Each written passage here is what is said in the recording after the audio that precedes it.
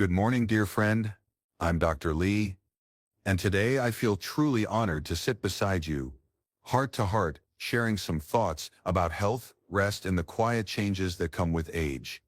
You and I, we've both seen the passage of time, haven't we? Raising families, working tirelessly, tending to loved ones, and keeping our homes filled with warmth. That's why when you pause to listen to your own body, even for just a moment, I believe it's not only wise, it's sacred. If this happens to be your first time joining us here, welcome to this gentle circle of care. You can click the subscribe button if you feel called. It's like opening the door to a community that cherishes health, peace of mind, and graceful aging. And if anything you hear today touches your heart, a like or a share with someone you care about means more than you know. It keeps this circle growing. Now picture this. You're sitting quietly on the porch with a warm cup of coffee. The air is still soft from the night, and maybe your favorite book rests open on your lap. But your body feels tired. Maybe you had to wake up more than once last night to visit the bathroom. Maybe your legs feel a bit heavy, or your head not quite as clear. You tell yourself it's normal for this age, but I want to gently suggest that it doesn't have to be. Waking frequently during the night to urinate might seem like just a small inconvenience, but it can quietly chip away at the strength of your heart, your memory, and your confidence to move through the day independently. You'd be surprised how many people in the U.S. over the age of 60 are unknowingly following tiny bedtime habits that disturb their sleep, often without any clue that they're the cause. Here's the comforting truth. These patterns can be reversed. Today I'll walk beside you through the 5 most common causes of nighttime urination and how to gently change them without medication or surgery. These aren't cures from a bottle. They're changes that start with awareness and with love for your own body. Whether you're listening from a quiet suburb outside Minneapolis or a small town tucked in the Blue Ridge Mountains, I'd love to hear from you. If you've ever found yourself frustrated by waking up at night, just type the word hope in the comments. That word alone can begin this new chapter with a little light. Let me say this gently. I understand the exhaustion that comes from broken sleep. You try to rise in the morning with a fresh start, but instead your body feels drained, like your energy got left behind in the night. And yes, many well-meaning people will tell you it's just what happens with age, but I want you to know there's more to the story than that. For example, take something as simple as sipping herbal tea around 8:30 p.m. or finishing dinner with a bowl of hot broth. Maybe it seems harmless, maybe even healthy, but these small habits might be quietly training your body to interrupt your rest, night after night. Today we'll talk about 5 habits like that and how to shift them with ease and kindness. You won't need to overhaul your life. In fact, the goal here is quite the opposite. With just a few gentle adjustments, you may find yourself sleeping through the night again, waking to soft bird song and morning light, instead of drowsy bathroom trips and shaky footsteps.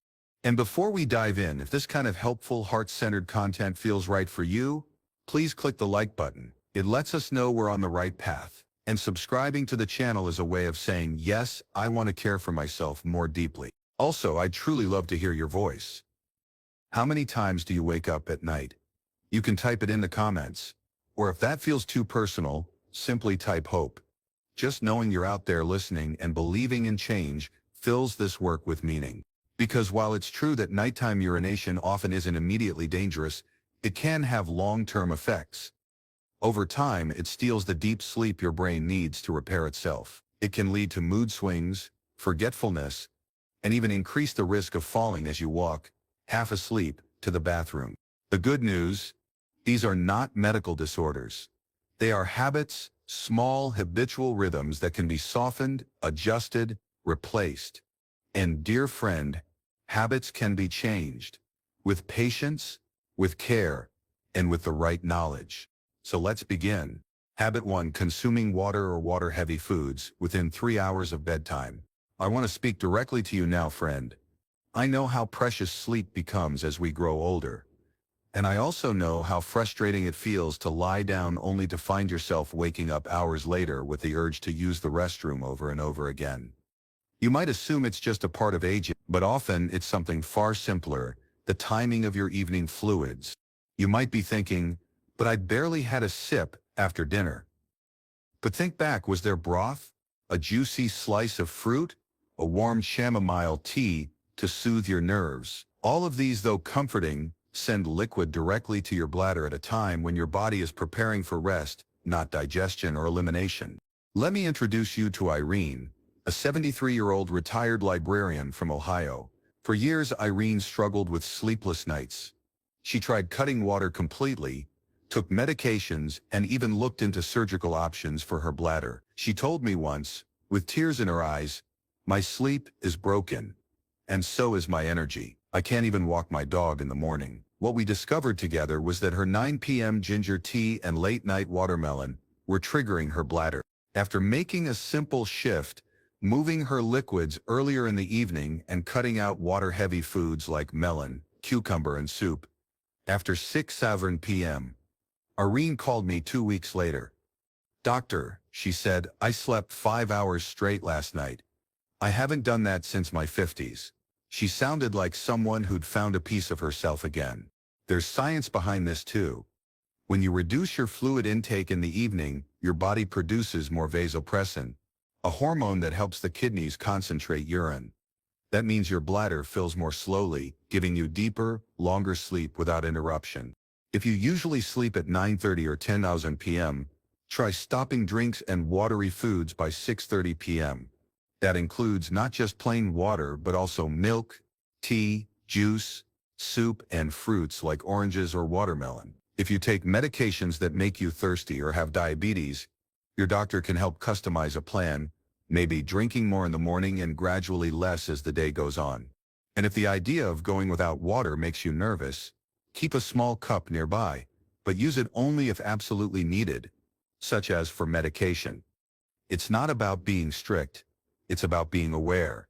Your body is still capable of deep rest. It just needs your cooperation. So tonight, try this one small shift. And tomorrow morning, notice how your body feels. You may find that your first thought isn't about exhaustion, but about energy. You may just find that peace has returned to your sleep. Shall I continue with part 2? You said, yes. ChatGPT said, thank you. Here is part 2 of the rewritten script, continuing in the same tone and structure. Part 2. Habit 2, eating dinner late and including diuretic foods in the evening. Let's talk about something that happens in so many households. Dinner gets delayed, not because anyone intends to stay up late, but because life happens. A phone call from a grandchild, a favorite show on TV, or simply waiting until everyone is home so the table feels complete. But here's something important, friend. When we eat late at night, especially meals that include certain ingredients, we unknowingly set ourselves up for those frustrating nighttime bathroom trips. It's not just about timing, it's also about the types of food we choose. You may have heard that cucumber, tomatoes, or lemon water are great for digestion, and they are, but not after sunset. Many of these foods act as natural diuretics, meaning they make the kidneys work harder. When you eat them close to bedtime, your bladder doesn't get the break it needs, and that means your sleep suffers. Let me tell you about Martin, a 69-year-old grandfather from Missouri. For years, Martin had his dinner at 8:30 p.m., often accompanied by a salad full of tomatoes and cucumbers, and followed by a calming mint tea. He thought he was doing the right thing, eating light and healthy, but each night without fail, he'd wake up at 1 a.m., then again at 3 and one more time before dawn. He told me, "Doc, I can't even enjoy my morning coffee anymore. I'm too worn out." But when we gently adjusted his routine, moving dinner to 6:15 p.m. and cutting out diuretic foods after 4:00 p.m., the results were almost immediate. Within 10 days, Martin was sleeping through most of the night. After 3 weeks, he reported something beautiful. "Last night I didn't wake up at all. My wife says I look 10 years younger." I know it's not always easy to eat early. You might have medications or family traditions that make dinner later. But if there's room to adjust, even by 1 hour, it can make a real difference. And when you do eat later, try to keep it simple. A small portion of boiled rice, soft-cooked vegetables, or even a baked sweet potato. These are gentle on the body and won't overstimulate your kidneys. If you enjoy tea, have it in the morning or afternoon. Save raw salads, citrus water, and spiced soups For the daytime when your body is naturally more active, your bladder will thank you, and so will your mind. Think of your body as a quiet, wise companion. When you treat it with rhythm and regularity, it responds with balance. A calm dinner at the right hour, followed by rest, not digestion, brings back the peace we used to take for granted. Habit 3. Going to the toilet just in case before bed. Now here's one you might not expect. Have you ever visited the bathroom before bed, simply because it seemed like a smart idea? Even if you didn't really need to go, most of us have. It feels like a way to prevent waking up later. But this well-meaning habit can actually train your bladder to wake you unnecessarily again and again. You see, the bladder is made of muscle, and like any muscle, it learns what we teach it. If you repeatedly empty it when it's barely full, your body begins to think that even the tiniest amount of urine needs urgent release. That's how the cycle begins. You go before bed out of caution, but then wake at midnight with the same faint urge whether your bladder is full or not. I'd like to share the story of Nora, a 75-year-old widow from rural Pennsylvania. Each evening, part of her bedtime routine was to use the toilet even if she didn't feel the need. It seemed responsible, but without fail, she would wake up 2 hours later, again at 4 a.m., and sometimes just before dawn. She told me, "I feel like I've lost control. Even traveling has become stressful." But what we discovered together was simple. Her bladder had forgotten how to wait. We began a gentle process called bladder retraining. Nora started going only when she truly felt the need. If the urge was unclear, she would listen to calming music or read a devotional until her body gave a true signal. And do you know what happened? Within 3 weeks, Nora was sleeping 5 to 6 hours straight. "I thought my body was failing me," she said. "Turns out I just needed to stop interfering with it." Sometimes healing means doing less, not more. So, dear friend, before bed tonight, pause and ask, do I really need to go? If not, trust your body a little more. Let it guide you. And if you're on medications that affect urination, don't worry. Talk to your doctor and make a plan that honors both your needs and your sleep. You are not broken. You are not fragile. You are simply adapting, and you're allowed to learn new rhythms at any age. Habit 4. Sleeping in the wrong position, or with poor pillow support. This next point is small, yet powerful. The way we sleep, the angle of our spine, the softness of our pillow, even the direction we lie can all quietly affect our bladder. Many people, especially older adults, find comfort in old sleeping habits. Curling up tightly, lying on the stomach, or stacking pillows too high. But these positions can increase abdominal pressure and subtly stimulate the bladder during sleep. That pressure tells your brain something's wrong. Even if your bladder isn't actually full, you wake up, you walk to the bathroom, but your body didn't truly need to go, and so the cycle repeats. Let me tell you about Raymond, a 70-year-old former postman from Nevada. For decades, he slept on his stomach. It felt familiar, but his sleep was restless, waking multiple times a night for urgent bathroom visits. His wife suspected a medical issue, but before scheduling tests, I encouraged a small change. Raymond began sleeping on his side, using a thin cotton pillow between his knees to support his hips, and a low, soft pillow under his neck. Just 2 weeks later, his sleep was markedly better. "Doc," he told me, "I thought I needed pills. Turns out I just needed a better pillow." Sometimes the answer is that simple. Your spine, your hips, your bladder, they all speak the same language. And when they're in harmony, rest returns. So tonight, try this. Sleep on your left side, keep your knees supported, use a flat pillow that allows your neck to stay straight, not craned. If you have back or hip discomfort, ask your doctor about orthopedic pillows or gentle sleep supports, because peace doesn't always come from a prescription. Often it comes from alignment. Habit 5. Wearing the wrong sleepwear and overheating your bedroom. Now let's turn to something often overlooked. The space around you when you sleep, the clothes you wear to bed, the temperature of the room, the airflow or lack of it. All of these small details add up, and yes, they may even be quietly encouraging those nighttime bathroom visits. Many older adults feel safest when wrapped up warm. Long sleeves, thick socks, heavy blankets. It makes sense. After all, we grew up in homes where warmth meant comfort. But if the bedroom becomes too warm, or your clothes too heavy, your body can overheat. When that happens, your blood vessels expand and your kidneys receive more blood flow. The result? More urine production. Right when your body is trying to rest. Let me introduce you to Edith, a 68-year-old grandmother from North Carolina. She had always worn flannel pajamas and used a layered quilt, even into spring and early summer. "I like to feel cozy," she told me, but she also reported waking up drenched in sweat, uncomfortable, and needing to urinate 3 or 4 times a night. Her son gently suggested a change: cotton sleepwear, a lighter blanket, and keeping the ceiling fan on low through the night. Within a week, Edith was sleeping through the night with only one interruption. 3 weeks later, she told me, "I haven't slept this well since my honeymoon." The body thrives in balance. Not too hot, not too cold. You can start by making your bedroom a little more breathable tonight. Turn on a fan, crack a window if the weather allows. Set your air conditioner to a mild 76 degrees. And most importantly, switch to light, breathable fabrics, cotton, linen, or bamboo. Avoid polyester or fleece, which trap heat and moisture. Sleepwear should feel soft and loose, never clingy.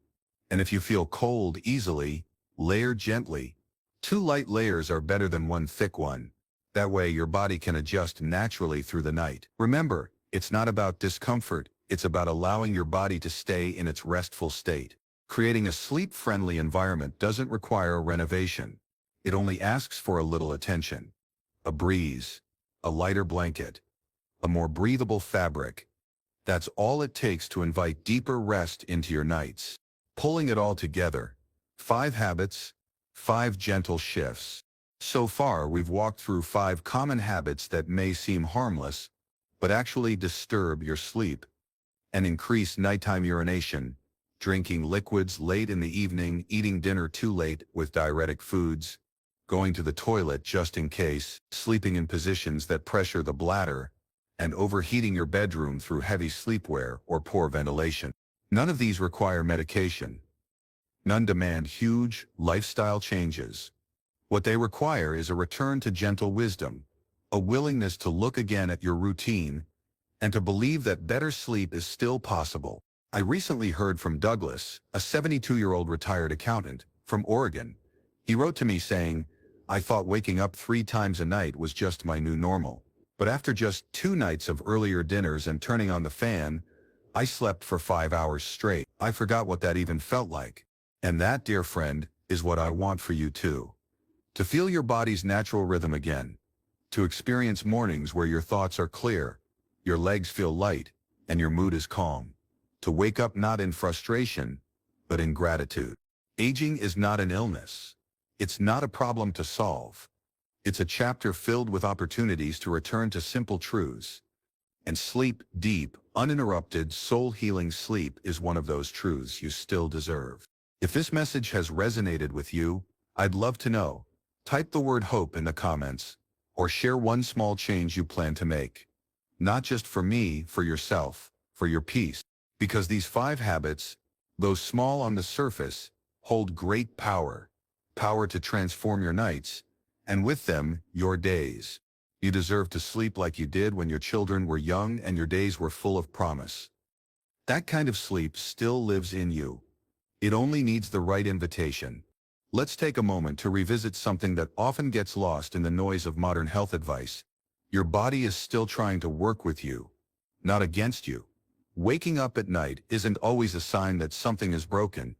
It's often a sign that something just needs to be gently rebalanced. One of the most common things I hear from older patients is "just my age, Dr. Lee." And while age certainly brings changes, it doesn't mean we have to accept discomfort as our new normal. The truth is, your body is still incredibly capable. It just needs the right conditions. And sometimes that means removing, not adding. Think about all the little things we've discussed: eating a watery meal at 8 p.m., sipping tea an hour before bed, wearing layers that overheat the body, or curling up in a position that puts pressure on your bladder. None of these habits are bad, They were simply formed during different seasons of life. But as your body changes, so must your habits. That's not loss, that's wisdom. Let me tell you about Carla, a 70-year-old woman from Michigan. She lived alone in a cozy home, loved quilting, and enjoyed her nightly chamomile tea with toast. But for years, she was waking up every 2 hours at night. "I've stopped planning things in the morning," she told me, "because I'm too exhausted to enjoy them." We worked together for a month. She adjusted her dinner time, cut out evening tea, started sleeping with a lighter quilt, and began using a smaller pillow to align her spine. She even tried listening to soft piano music instead of watching TV before bed. The change was quiet but powerful. By week 3, she told me, "I wake up once now, maybe twice, but I fall back asleep, and that's the miracle." It's stories like Carla's that remind me deep rest is possible at any stage. You don't need perfection, you just need awareness.